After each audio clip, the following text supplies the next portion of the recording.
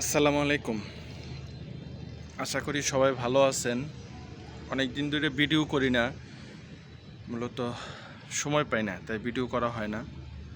আজকে একটু হালকা সময় পেলাম, তাই একটু আলোচনা করব। বুঝতে পারছেন ভিডিওর শিরোনাম দেখে যে কী বিষয় নিয়ে আলোচনা করব।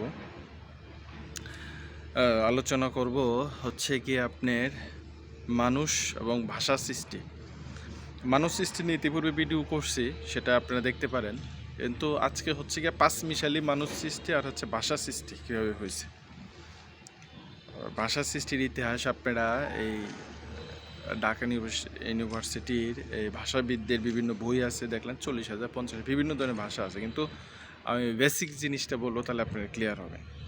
তার আগে আসলে দেখাই যে আল্লাহ তো সব পারেন, একটা আশ্চর্যের বিষয় আপনার দেখাই ভিডিও, তাহলে বুঝতে পারবেন আসলে সব পারেন চেষ্টা করতে, এটা তো বিশ্বাস করি আমরা সবাই।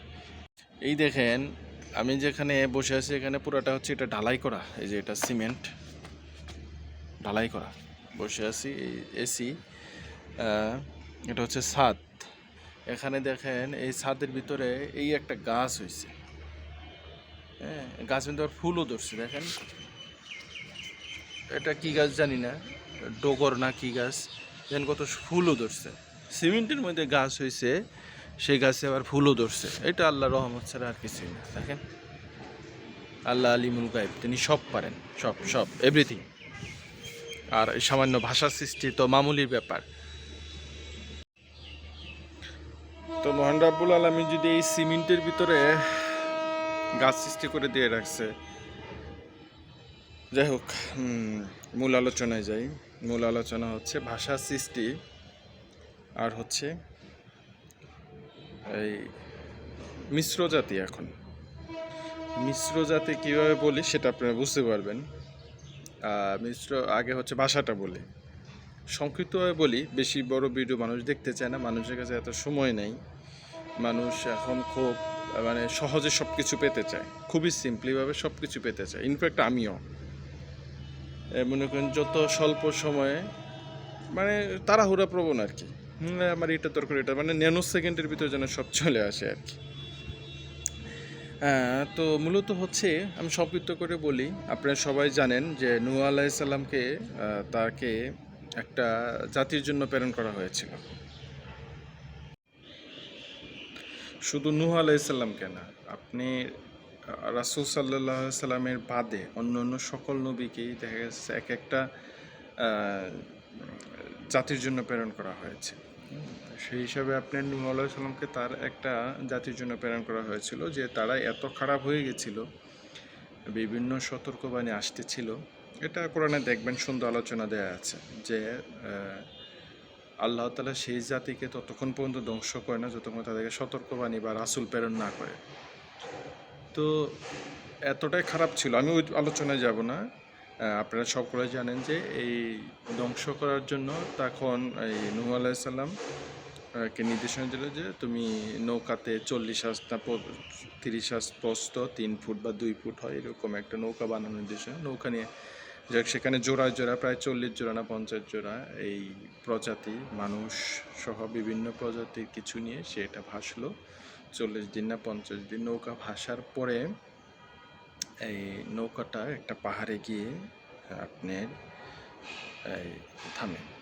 তো সেই নৌকা একটা পাহাড়ে গিয়ে থামে। নৌকাটা মূলত যে পাহাড়ে গিয়ে থামে সে পাহাড়ের নাম হচ্ছে জ্যোতি পাহাড়। হ্যাঁ, আর এই জ্যোতি পাহাড়ের বর্তমান যদি আমরা অবস্থান ভৌগোলিকভাবে চিন্তা করি, সেটার অবস্থানটা হচ্ছে গিয়ে আপনি তুরস্ক এবং সিরিয়ার সীমান্তবর্তী একটা জায়গা। আপনি যদি গুগল ম্যাপ দেখেন, সেখানে এই জ্যোতি পাহাড় আছে। তো সেই জ্যোতি পাহাড়ে গিয়ে থামে। কিন্তু এই নূহ আলাইহিস সালাম যখন নৌকাতে ওঠার জন্য সবাইকে বলতেছিল, সবাই কিন্তু ওঠেনি, কারণ তার কথা বিশ্বাস করতেছিল না তার কওমরা। বিশেষ করে তার ছেলেও ওঠেনি। এরকমও ঘটনা আছে, আপনি পড়লে বুঝতে পারবেন। তো তার ছেলে বা তার ভাই সম্ভবত উঠেছিল। হ্যাঁ, তো এরকম অনেকেই তার পরিচিত অনেকেই ওঠেনি, যারা তাকে মানতো তারাই উঠছিল। তো মানুষ তো আসলে সন্দেহপ্রবণ, সুখে থাকলে ভূতে খেলে একটা কথা আছে না, সবাই যে আমাদের রাসূল সাল্লাল্লাহু আলাইহি সাল্লামকে সবসময় এখন নবী হিসাবে গ্রহণ করে নিয়েছে কিন্তু তা না। তর্ক বিতর্ক সন্দেহপ্রবণ মানুষের ভিতরে থাকবেই, কারণ মানুষের রুহের বিপরীতে একজন অবস্থান করতেছে নফস, সেই নফসের ভিতরে আবার অবস্থান করে আবার শয়তান, তো তো সাথেই আছে। তো এই 40 দিন বা ভাসমান হওয়ার পরে যখন এই জ্যোতি পাহাড়ে এসে থামে, তারপরে যখন সেখান থেকে প্লাবনে মানুষ তো বাকি সবাই মারা যায়, যারা শুধুমাত্র নৌকায় থাকে তারা বেঁচে থাকে। নামার পরে যখন তারা সেখানে নৌকায় যখন সবাই নামে বসবাসের জন্য, সেখানে নামার পরে এই যারা নৌকাতে উঠেছিল এবং তাদের ভিতরে একটা সন্দেহপ্রবণ তৈরি হয়। কীরকম সন্দেহ তৈরি হয়? যে আমরা যে এই নুহু কথার মতো যে নৌকাতে উঠলাম, তার আপন ছেলে এই তো নৌকাতে ওঠেনি, তাহলে আমরা কি ভুল করলাম কি না, এরকম একটা সন্দেহপ্রবণ তৈরি হয়। এই যে এই সন্দেহপ্রবণ যখন তৈরি হয়, এইটা আবার এই সন্দেহপ্রবণের এই কথাটা এই নূহ আলাইহিস সালামের কানে জিবরাইলের মাধ্যমে আসে যে এরকম সন্দেহপ্রবণ হচ্ছে। তো যাই হোক, তখন এই সন্দেহপ্রবণ যখন হয় তাহলে বিশৃঙ্খলা তৈরি হবে। এত বিশৃঙ্খলা জাতি ধ্বংস করে দিয়ে শুধুমাত্র যারা একাত্মবাদী আল্লাহর কথা শুনে বা নবীর কথা শুনে তাদেরকে আপনার একটা জায়গায় নিয়ে আসলো, সেখানে এই সন্দেহপ্রবণ ঢুকে গেল, তাহলে তো এটা বিশৃঙ্খলা হয়ে যাবে। তো এই চিন্তা ভাবনা করতে করতে ওখানে যারা এতদিন নৌকাতে ভেসেছিল তারা ওখান থেকে ঘুমায় যায়, রাত হয়ে যায়, ঘুমায় যায়। তখন জিবরাইল আলাইহিস সালাম এই বিষয়টা নিয়ে যখন আল্লাহর কাছে যায় যে এইরকম তাদের ভিতরে সন্দেহ তৈরি হচ্ছে, তখন আল্লাহ বলে যে তাহলে এক কাজ করো, সবাই তো ঘুমিয়ে গেছে, তাহলে তুমি তাদেরকে সবার ভাষা চেঞ্জ করে দাও। তো আল্লাহর হুকুমে মানে যাতে এই নূহ আলাইহিস সালাম বিপদে না পড়ে, সেই জন্য ঘুমের থেকে তারা যখন ওঠে জিবরাইলের ভিতরে তাদের সবার ভাষা চেঞ্জ করে দেয়। ভাষা চেঞ্জ করে সুবিধাটা কি, যখন ঘুমের থেকে উঠবে তখন কেউ কারো ভাষা বুঝবে না, তাহলে সবাই কারো বুঝবে না। তাই নবীর আবার নূহ আলাইহিস সালামকে যে ক্ষমতা দেয় সে যেন সবার ভাষা বোঝে, এরকম করে একটা ওহী নাযিল করে সবার আপনার মেমোরিতে ঘুমের ভিতরে। মানুষ যখন ঘুমে থাকে তখন তো মৃত্যুই বলা চলে, কোরআনে আয়াতে আছে মানুষ ঘুমে থাকলে অনেকটা মৃত্যুর সাথে এটা মারা যায় মানুষ, মানে তার রুহ চলে যায়, শুধু নফসটা থাকে ভিতরে। যাই হোক, তখন যখন ঘুমায় তাকে একটা ওয়ার্কিংসটা করে দেওয়া যায়, এসে আপনার অ্যাঞ্জেলরা এসে। পরবর্তীতে যেটা হয় আপনার এই ঘুমে থেকে ওঠার পরে সবাই কেউ কারো ভাষা বোঝে না। স্বামী এখন জোড়ায় জোরে উঠেছিল, স্বামী স্ত্রী ভাই পশু সবার ভাষা চেঞ্জ হয়ে যায়, কেউ কারো ভাষা বোঝে না। তো আবার এখানে নূহ আলাইহিস সালাম সবার ভাষা বোঝে। এই যে আল্লাহ সুবহানাহু ওয়া তাআলা একটা ওয়ার্কিংস করলো যাতে বিশৃঙ্খলা না হয়, এখান থেকে যেহেতু 40 জোড়া বলতে 40 যদি জোড়া আমরা হিসাব করি মানুষ সহ, এই ধরেন শুধু মানুষের ভিতরে 40 জোড়া ছাড়া অন্য প্রাণী বাদে এই 40 জোড়া জন্য তাহলে দুজন করে তাহলে ভাষা চেঞ্জ করে দিয়েছে, শুধু একজনের ভাষা চেঞ্জ করেনি, দুজনের ভাষা চেঞ্জ করে দিয়েছে। কারণ একজনের ভাষা চেঞ্জ করলে একজনটা বুঝবে আর একজনটা বুঝবে না, এই কারণে কী করছে, দুজনের ভাষা চেঞ্জ করে দিয়েছে। এখন স্বামী স্ত্রীরে কী বলতেছে সে বুঝতেছে, স্ত্রী স্বামীকে কী বলতেছে বুঝতেছে না।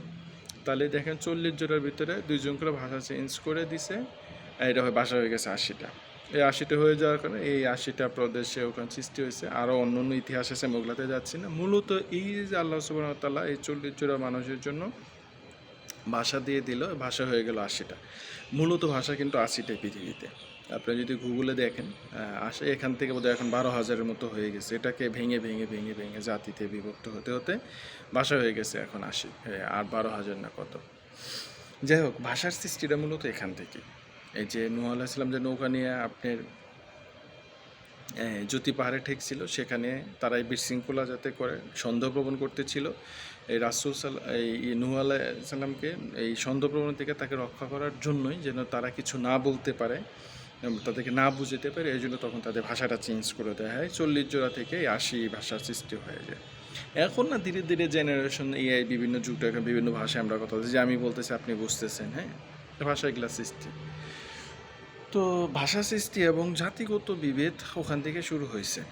পরবর্তীতে আরও নবী রাসূল আসছে।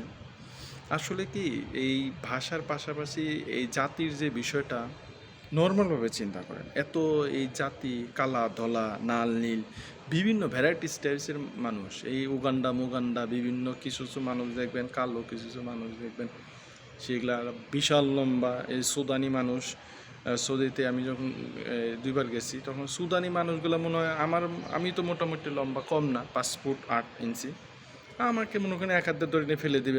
আর ফিলালে যেরকম দেখছি ওই রকম মনে হয়েছে। তারা এই সুদানি মানুষ বিশাল বড় বড়। তা আসলে বিষয়টা কি, এই জেনারেশনটা কীভাবে তৈরি হচ্ছে সেটা আপনাকে বুঝতে হবে। নর্মালি ধরেন আপনার একটা মেয়ে আছে বা আপনার একটা ছেলে আছে, আপনার মেয়ে ধরেন ফর্সা, ঠিক আছে, আবার আপনার ছেলে ধরেন কালো। এই ধরেন যখন আপনি এই ছেলেকে বিয়ে করাবেন, ছেলে যদি কালো হয়, আপনি চিন্তা করেন যে ছেলে কালো একটু খাটো, আমি তাহলে মেয়ে আনতে হবে আমাকে তো ফর্সা, কারণ পরের জেনারেশনটা যেন ভালো হয়। আপনার কনসেপ্ট কিন্তু এটা। আলটিমেটলি কি হচ্ছে, আপনি যখন আপনার কালো ছেলেকে দিয়ে একটা ফর্সা মেয়েকে আনতেছেন বা একটা লম্বা মেয়েকে আনতেছেন, বা একটা লম্বা মেয়ের সাথে কালো একটা ছেলেকে অ্যাডজাস্ট করতেছেন, কালো যার লম্বা মেয়ে আছে বা ফর্সা, সে চিন্তা করতেছে আমার মেয়ে আমার একটা ভালো চাকরি দেখে দিতে হবে।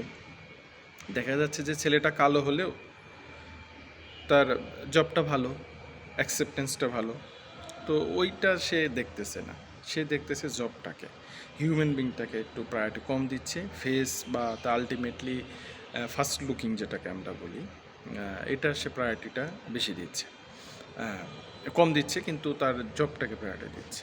যখন একটা কালো মেয়ে বা কালো ছেলের সাথে ফর্সা একটা মেয়ে বা ফর্সা একটা ছেলেকে আপনি অ্যাডজাস্ট করতেছেন, তো এখান থেকে আপনি চিন্তা করতেছেন যে ছেলে মেয়ে ভালো হবে।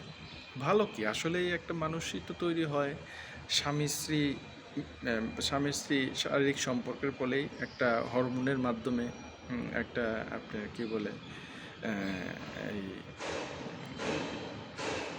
একটা জেনেটিকভাবে একটা মানুষ তৈরি হচ্ছে। যখন দুইটা মানুষের ডিএনএ বা জেনেটিক তো একরকম না, একজনের খাবার দাবার ভ্যারাইটিস ভিন্ন ছিল, আরেকজনেরটা ভিন্ন ছিল, কালো ফর্সা মিলিয়ে যখন সেটাকে একটা জেনেটিক তৈরি হইতেছে, স্বভাবতই এটা 50% ধরেন মেয়ের কাছ থেকে পেলো, ফর্সার কাছ থেকে পেলো, আর 50% বাবা মানে কালো থেকে পেলো, এটা তাহলে একটা মিক্স হয়ে যাচ্ছে, বা 70-80 হচ্ছে বা 60, তো ওই মানুষটা নিতে একটা ভিন্ন ধর্মীয় হবে। এখানে 100% ছেলে ডিএনএ পাওয়া বা 100% জেনেটিক ছেলে পাওয়া বা 100% জেনেটিক মেয়ে পাওয়া এটা ভেরি ডিফিকাল্ট, এটা সায়েন্স হয় না। হয়তো গায়ের রং কালো 50% ছেলের পাইছে, স্বামীর কাছ থেকে পেয়েছে 50%, এই মিলে সে একটা আলাদা জেনেটিক তৈরি হয়ে তার গায়ের রং দেখবেন মিক্স হয়ে গেছে। এই মিক্স থেকে আপনি তাকে যখন আবার আরেকটা হাফ ফর্সা বা হাফ কালো মানুষের সাথে বিয়ে দিচ্ছেন, ওখানে আরেকটা জেনেটিক্স হইতেছে। তার মানে এই মিশ্র হইতে হইতে এখন বাংলাদেশে আপনি যদি বাস স্ট্যান্ডে গিয়ে দাঁড়ান, দেখবেন যে কালো ফর্সা দলা খাটা মোটা চিকন যা চান, যে টাইপের হিউম্যান বিং চান আপনি সেখানে পাবেন।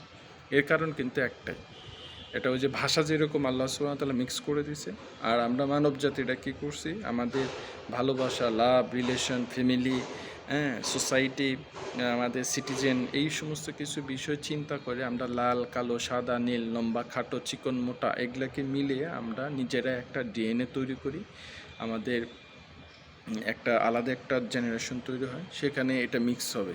এবং এই মিক্স হতে হতে এখন এমন পর্যায়ে চলে আসছে যে ফিল্টার হতে হতে লাস্ট পর্যায়ে চলে আসতে এখন মানুষ দেখবেন ধীরে ধীরে খালি নিচের দিকেই যাচ্ছে, মানে খাটো কালো মোটা চিকন এগুলাই হচ্ছে বেশি। কারণটা কি, কারণ ওই যে প্রবলেম ওই জায়গাতেই আমাদের, যে আমরা এটা বেশি প্রায়োরিটি দিচ্ছি। যদি এটা ডিএনএর জেনেটিক ফর্সা ফর্সা হতো কালো কালো হতো, তাহলে জেনারেশনে এত মিক্স হতো না। যাই হোক, এটা হচ্ছে শুধু শুধু এগুলো ভোগ করলাম, বাট আমি বললাম কিন্তু জেনারেশন ভাষা এগুলো সব কিছু কি রিলেটিভ, আর এটা সব কিছুর সাথে ইন্টার রিলেশন। সর্বোপরি তো আমরা মানুষ, মানুষ হিসেবে আমাদের সোসাইটিতে বাস করতে হয়, মানুষ হিসেবে আমাদের বেঁচে থাকতে হয়, ভালো মন্দ খারাপ সব কিছু মিলে আমাদের বেঁচে থাকতে হবে, এটা স্বাভাবিক। কিন্তু আসলে পৃথিবীটা তো হচ্ছে কি একটা, আপনি বলতে পারেন it's a provision period. Provision পিরিয়ডটা কন্ট্রাকচুয়াল বেশি আমরা থাকতেছি। প্রভিশন পিরিয়ড আমি এই জন্য বললাম যে এটা তো সাময়িক, এরপরের স্টেজটা হচ্ছে ভেরি ইম্পর্টেন্ট। সো পরের স্টেজটা ইম্পর্টেন্ট আপনার তখনই হবে আপনার যে অ্যাক্টিভিটি করতেছেন এই লগটা কিন্তু উপর বেস করে আপনার নেক্সট যে স্টেপ সেটা অ্যাড করতে হবে। হচ্ছে আপনার দেহ থেকে যখন আপনি সেপারেট হয়ে যাচ্ছেন, এই আমি করতেছি, এই আমিটাকে, এই ব্যক্তি সত্তাকে, আপনার এই পৃথিবীর এই চাহিদাকে যদি আপনি এটা কমিট করে দিতে পারেন, তবেই কেবল আপনি নেক্সট স্টেপে আপনি দেখবেন যে শান্তিতে থাকবেন। তাছাড়া যখন এই আমিত্বর ভিতরে আপনি আটকে যাবেন, তখন দেখবেন যে আসলে কোনো কিছুতে আপনি শান্তি পাবেন না। এই খাইতে শান্তি পাইতেছেন না, শরীরের এটা সেটা বিভিন্ন রোগগুলো লাগে আছে, মানে আপনারই তো হারাই ফেলছেন। মূলত হচ্ছে যখন এগুলা থেকে আমিত্ব থেকে বের হয়ে আপনি নিজেকে একটা ভালো জায়গায় নিয়ে যাবেন, কোনো পিছুটান থাকবে না। পিছুটান বলতে আমি যেটা বোঝাচ্ছি যে এত বেশি মায়া মহব্বত করে এখানে লাভ নেই। কার জন্য কি মায়া মহব্বত আপনি করবেন? কোনো লাভ আছে? চিন্তা করে দেখেন, কোনো লাভই নেই, শুধু শুধু মরিচিকা। যাই হোক, মোটামুটি এই ছিল আমার বকবকানি। কোনো রেফারেন্স কোরআনের আয়াত নিয়ে আজকে কথা বললাম না, মূলত ভাষা এবং এই মানুষের মিক্স জাতি নিয়ে কীভাবে সৃষ্টি হচ্ছে এটার একটা ছোট আলোচনা করলাম। সবাই ভালো থাকেন, ইনশাআল্লাহ পরবর্তীতে ভালো কোনো ভিডিও নিয়ে হাজির হবো ইনশাআল্লাহ। ধন্যবাদ, আসসালামু আলাইকুম।